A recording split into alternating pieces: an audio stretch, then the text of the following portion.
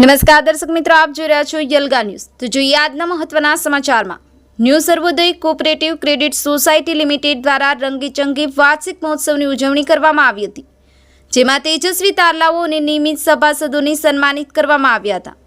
છોટાઉદેપુર સ્થિત ન્યૂ સર્વોદય cooperative credit society limited તેના સફળતાપૂર્વક 15 વર્ષ પૂર્ણ કરી 16મા વર્ષમાં પ્રવેશી છે, ત્યારે સોસાયટી કાર્યાલયના પટાંગણમાં વાર્ષિક મહોત્સવનું આયોજન કરાયું હતું, જેમાં તેજસ્વી તારલાઓની મહાનુભાવોના હસ્તે સન્માનિત કરવામાં આવ્યા હતા। શનિવારે ન્યૂ સર્વોદય કોઓપરેટિવ ક્રેડિટ સોસાયટીના પટાંગણમાં યોજાયેલ વાર્ષિક મહોત્સવનો પ્રારંભ દેશભક્તિના ગીત સાથે કરવામાં આવ્યું હતું, જેમાં સ્વસ્તિક સભાસદોનું મુનાભાઈ આરબ દ્વારા સ્વાગત પ્રવચન કરી સૌનું સ્વાગત કરવામાં આવ્યું હતું। સોસાયટીના કર્મચારીઓ દ્વારા ઉપસ્થિત મહાનુભાવોને પુષ્પગુચ્છ આપી સ્વાગત કરવામાં આવ્યું હતું। આ પ્રસંગે સોસાયટીના સભાસદોના બાળકો કે જેઓએ શિક્ષણ ક્ષેત્રે ઉત્કૃષ્ટ પ્રદર્શન કર્યું છે તેવા તેજસ્વી તારલાઓને ઉપસ્થિત મહાનુભાવોના હસ્તે પુષ્પગુચ્છ તેમજ મોમેન્ટો આપી પ્રોત્સાહિત કરવામાં આવ્યા હતા। વાર્ષિક મહોત્સવમાં સોસાયટીના નિયમિત સભાસદોને પણ પુષ્પગુચ્છ આપી સન્માનિત કરવામાં આવ્યા હતા।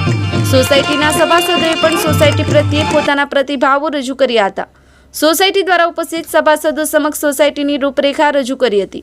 છોટાઉદેપુર તાલુકાના સુપ્રસિદ્ધ વાંસળી વાદક ભરતભાઈ ગ્રુપ દ્વારા ખૂબ જ સુંદર ગીત સંગીત દ્વારા દેશભક્તિ ગીતોથી વાતાવરણ દેશભક્તિમય બનાવી દીધું હતું। સોસાયટીના વ્યવસ્થાપક મંડળના સભ્યો મનસુરભાઈ મલિક દ્વારા આભાર વિધિની સાથે કાર્યક્રમ સંપન્ન કરવામાં આવ્યો હતો। બ્યુરો રિપોર્ટ યલગા ન્યૂઝ ગુજરાતી, રમેશ સત્યની સાથે।